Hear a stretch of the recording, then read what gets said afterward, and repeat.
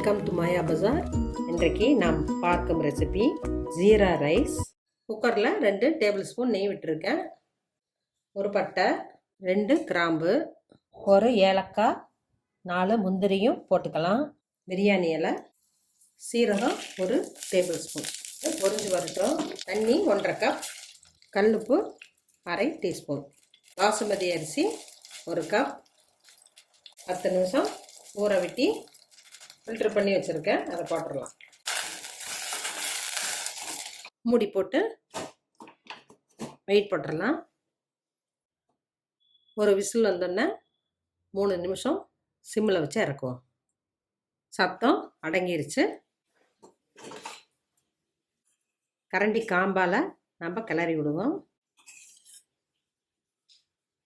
அடி பிடிக்காமல் வந்திருக்கு, குழையாமையும் இருக்குது, நல்லா உதிரியாக இருக்குது. Cauliflower gravy or mushroom gravy, chicken, mutton எது வேணாலும் காம்பினேஷன் நல்லாயிருக்கும். பெப்பர் பவுடர் கொஞ்சம் தூவி இறக்கலாம். ஜீரா ரைஸ் ரெடி ஆயிடுச்சு. வெஜிடேரியன், நான் வெஜிடேரியன் எல்லா கிரேவிக்கும் காம்பினேஷன் நல்லாயிருக்கும். குழந்தைங்களுக்கு காரம் இல்லாமல் இருக்கிறதுனால ரொம்ப பிடிக்கும். சாப்பிட்டா ஹெவியாக தெரியாது. செஞ்சு பாருங்கள், சாப்பிட்டு பாருங்கள். தேங்க்யூ.